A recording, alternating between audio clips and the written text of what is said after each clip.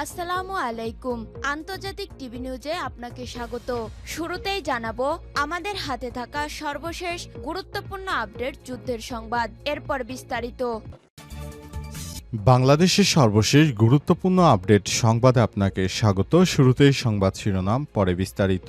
প্রথমেই জানাবো আমাদের হাতে থাকা সর্বশেষ গুরুত্বপূর্ণ সবথেকে তাজা আপডেট সংবাদ। শাহজালাল আন্তর্জাতিক বিমানবন্দরে আগুনে ক্ষতির পরিমাণ 100 কোটি টাকার বেশি, অনুমান বিজিএমইএ এর নেতার। শাহজালাল আন্তর্জাতিক বিমানবন্দরে কার্গো ভিলেজে কমপ্লেক্সে অগ্নিকাণ্ডের ঘটনায় ক্ষয়ক্ষতির পরিমাণ আনুমানিক 100 কোটি টাকার বেশি হতে পারে বলে ধারণা করছে তৈরি পোশাক শিল্পের মালিকদের সংগঠক বিজিএমইএ এর নেতারা। তারা বলছে বিমানবন্দরে এই দুর্ঘটনায় দেশে রপ্তানি বাণিজ্য ও বিশেষ করে তৈরি পোশাক শিল্প মারাত্মকভাবে ক্ষতিগ্রস্ত হয়েছে।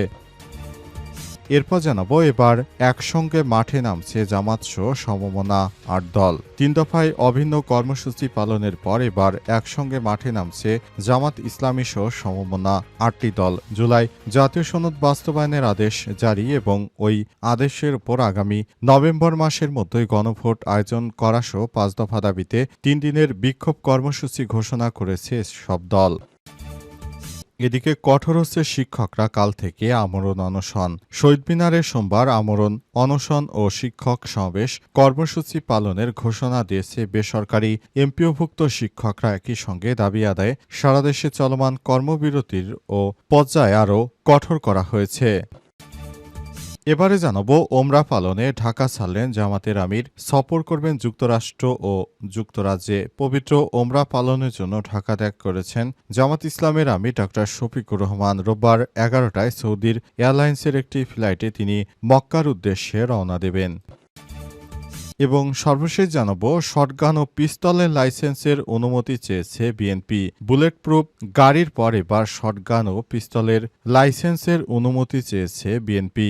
ধারণা করা হচ্ছে তারেক রহমান বিদেশ থেকে আসবে, এজন্য তার নিরাপত্তার জন্য বুলেট প্রুফ গাড়ি কেনা হচ্ছে। এজন্য সরকারের কাছে অনুমোদন চাওয়া হয়েছিল, সরকারও অনুমোদন দিয়েছে। নয়াপল্টনে বিএনপির কেন্দ্রীয় কার্যালয়ে সাংবাদিকদের সঙ্গে আলাপকালে রুহুল কবির রিজভী এসব কথা বলেছেন। এ সময় তিনি বলেন, দেশে একের পর এক অগ্নিকাণ্ড ষড়যন্ত্রের অংশ। প্রিয় দর্শক, এতক্ষণ শুনছিলেন সংবাদ শিরোনাম, এবারে বিস্তারিত। তবে তার আগে বন্ধুরা অনুরোধ থাকবে এই সংবাদটিতে একটি লাইক দিন।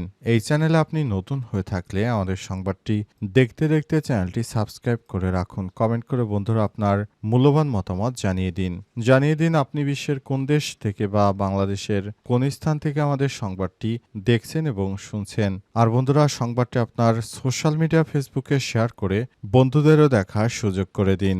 এবারে বিস্তারিত। শাহজালাল বিমানবন্দরে আগুনে ক্ষতির পরিমাণ 100 কোটি টাকার বেশি, অনুমোদন বিজিএমইএ নেতার। শাহজালালে আন্তর্জাতিক বিমানবন্দরে কার্গো ভিলেজে কমপক্ষে অগ্নিকাণ্ডে ঘটনায় ক্ষয়ক্ষতির পরিমাণ আনুমানিক 100 কোটি টাকার বেশি হতে পারে বলে ধারণা করছে তৈরি পোশাক শিল্পের মালিকদের সংগঠক বিজিএমইএ এর নেতারা। তারা বলছেন বিমানবন্দরে এই দুর্ঘটনায় দেশের রপ্তানি বাণিজ্য বিশেষ করে তৈরি পোশাক শিল্প মারাত্মকভাবে ক্ষতিগ্রস্ত হয়েছে। বিজিএমইএ এর ভারপ্রাপ্ত সভাপতি ইনামুল হক খানের নেতৃত্বাধীন একটি প্রতিনিধি দল রোববার দুপুরে ঘটনাস্থল পরিদর্শনে যায়। প্রতিনিধি দলের মধ্যে ছিলেন আরও বিজিএমইএ এর সহসভাপতি মিজানুর রহমান, পরিচালক ফয়সাল সামাদ প্রমুখ। পরে নিট পোশাক শিল্পের সংগঠক বিকিএমইএ এর সভাপতি মোহাম্মদ হাতেমও ঘটনাস্থল পরিদর্শন করেছেন। পরিদর্শন শেষে ভারপ্রাপ্ত সভাপতি ইনামুল হক সাংবাদিকদের সামনে লিখিত বক্তব্য পড়ে শোনান। তিনি আরও বলেন, এই অগ্নিকাণ্ডের ফলে তৈরি পোশাক, মূল্যবান কাঁচামাল এবং নতুন ব্যবসার জন্য গুরুত্বপূর্ণ স্যাম্পল পুড়ে গেছে। এই দুর্ভাগ্যজনক ঘটনায় আমরা গভীরভাবে উদ্বিগ্ন। আগুনের যে পরিমাণ পণ্য নষ্ট হয়েছে তা শুধু বর্তমান রপ্তানির জন্য ক্ষতি নয়, ভবিষ্যতেও ব্যবসায়িক সুযোগ ব্যাহত করবে। বিজিএমইএ এর আরও ক্ষয়ক্ষতির পরিমাণ নিরূপণে কাজ শুরু করেছে। সদস্যদের কাছ থেকে নির্ধারিত ফরমে ক্ষতিগ্রস্ত পণ্যের তালিকা চাওয়া হয়েছে। দ্রুত তথ্যের সংগ্রহের জন্য একটি অনলাইন পোর্টাল খোলা হয়েছে বলে জানান নেতারা। অবস্থায় এই ধরনের অগ্নিকাণ্ড যেন ভবিষ্যতে আর না ঘটে সেজন্য সরকারের প্রতি নিরাপত্তা বাড়ানোর জন্য আহ্বান জানিয়েছে বিজিএমইএর নেতারা। তারা জানিয়েছে, সরকারকে বলবো এই ধরনের কোনো ঘটনাই যেন দেশের মধ্যে আর না ঘটে সেজন্য সরকারের প্রতি আমরা আহ্বান জানাচ্ছি। এবার একসঙ্গে মাঠে নামছে জামাতসহ ৮ সমমনা রাজনৈতিক দল। ৩ দফায় অভিন্ন কর্মসূচি পালনের উদ্দেশ্যে এবার মাঠে নামছে বাংলাদেশ জামাত ইসলামের নেতৃত্বাধীন আরও জোট সঙ্গী ৮টি রাজনৈতিক দল। তারাও পিয়ার পদ্ধতিসহ ৩ দফা ৫ দফা দাবিতে আবার মাঠে নামবে। এ মাসের শেষের দিকে এই আন্দোলনগুলো অনুষ্ঠিত হবে। অন্তর্বর্তীকালীন সরকারের প্রতি আহ্বান জানাচ্ছে বাংলাদেশ জামাত ইসলাম যেন পিয়ার পদ্ধতির মাধ্যমে দেশে নির্বাচন দেওয়া হয়। পিয়ার পদ্ধতিতে নির্বাচন হলে দেশের জনগণ আবার নতুন বাংলাদেশ ফেরত পাবে। নতুন বাংলাদেশে তারা তাদের মতামতের ভিত্তিতে যাকে ভোট দেবে সেই প্রতিনিধি নির্বাচিত হবে। সুতরাং এই প্রতিনিধি নির্বাচনের ক্ষেত্রে বাংলাদেশ জামাত ইসলাম সবসময় কাজ করে যাচ্ছে। এজন্য জামাত ইসলামের পক্ষ থেকে ইতিমধ্যেই ব্যবস্থা গ্রহণ করা হয়েছে যাতে করে ভবিষ্যতের বাংলাদেশ বিনির্মাণ করতে বাংলাদেশ জামাত ইসলামের নেতৃত্ববৃন্দরা যেন কাজ করে। সে অনুযায়ী বাংলাদেশ জামাত ইসলাম তার জোটভুক্ত সকল রাজনৈতিক দলকে নিয়ে আন্দোলনে নামার ঘোষণা দেয়। রোববার বিকেলে জাতীয় প্রেসক্লাবের সামনে রাজনৈতিক দলসমূহ আয়োজিত সংবাদ সম্মেলনে খেলাফতে মজলিসের মহাসচিব আব্দুল কাদের এই কর্মসূচি ঘোষণা দেন। ৩ দিনের বিক্ষোভ কর্মসূচি পালন করবে তারা। এর মধ্যে রয়েছে ২৫শে অক্টোবর, ২৭শে অক্টোবর। ২৫শে অক্টোবর সব বিভাগীয় শহরে এবং ২৭শে অক্টোবর জেলা শহরে বিক্ষোভ সমাবেশ অনুষ্ঠিত হবে।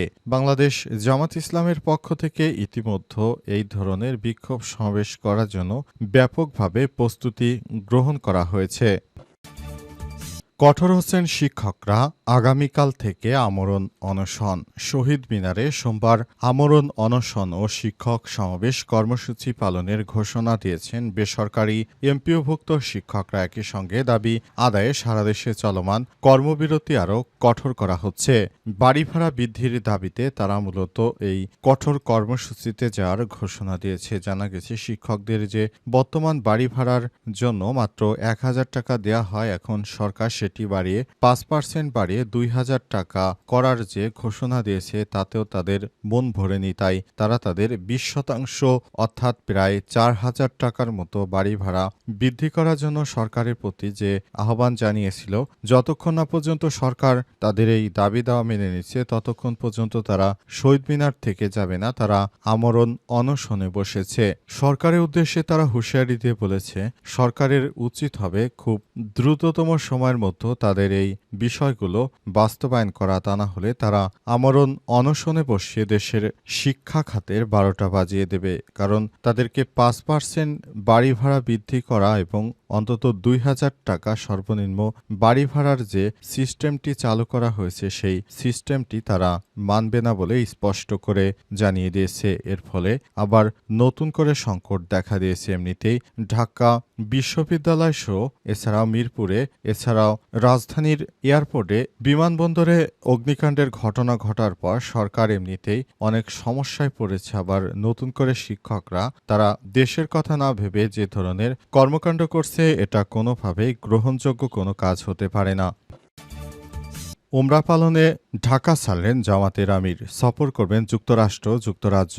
পবিত্র উমরা পালনের জন্য ঢাকা ত্যাগ করেছেন বাংলাদেশ জামাত ইসলামের আমির ডা শফিকুর রহমান। তিনি যুক্তরাষ্ট্র ও যুক্তরাজ্য সফর করবেন। আজ হজরত শাহজালাল আন্তর্জাতিক বিমানবন্দর থেকে বাংলাদেশ এয়ারলাইন্সের একটি বিমানে করে তিনি বাংলাদেশ ছেড়েছেন। তিনি পবিত্র উমরা পালন করে তারপর যুক্তরাষ্ট্র ও যুক্তরাজ্য সফর করে আবার দেশে ফিরবেন বলে জামাত ইসলামের একটি সূত্র থেকে নিশ্চিত হওয়া গেছে। রোববার বেলা ১১টায় তিনি মক্কার উদ্দেশ্যে বাংলাদেশ ছেড়ে গেছেন। বাংলাদেশ জামাত ইসলামের ভেরিফাইড ফেসবুক ও বিভিন্ন জায়গা থেকে এই তথ্য নিশ্চিত হওয়া গেছে। তবে তিনি যুক্তরাষ্ট্র এবং যুক্তরাজ্যের প্রতিনিধিদের সঙ্গে ইতিমধ্যেই বৈঠক করেছেন এবং বাংলাদেশে তিনি নতুন করে সবকিছু সুন্দর মতো সাজাতে চান। তাই পশ্চিমাদের সঙ্গেও তিনি আগের থেকে অনেক বেশি সক্ষমতা গড়ে তুলেছে জামাত ইসলাম। জামাত ইসলামের পক্ষ থেকে বারবার বলা হচ্ছে তারা খেলাফত নয়, বরং তারা একটি ইসলামিক ধারার অর্থাৎ কল্যাণমুখী রাষ্ট্র প্রতিষ্ঠা করতে চায়। সেজন্য বাংলাদেশ জামাত ইসলামের নেতাকর্মীরা কাজ করছে। কিন্তু বাংলাদেশের কওমিয়াত যারা পড়াশোনা করেছেন সেসব ব্যক্তিরা জানিয়েছে বাংলাদেশে তারা খেলাফতের রাজনীতির জন্য মাঠে নেমেছে, কিন্তু জামাত ইসলাম তার প্রচলিত ধারা থেকে সম্পূর্ণ বাইরে গেছে এবং তারা এখন কোনো শরিয়াভিত্তিক রাষ্ট্র পরিচালনা না করে বরং তারা এখন বাংলাদেশ জামাত ইসলাম একটি কল্যাণমুখী রাষ্ট্র পরিচালনার চেষ্টা করছে। এজন্য তারা ক্ষমতায় গিয়ে বাংলাদেশকে একটি কল্যাণমুখী রাষ্ট্র গঠন করতে চায়।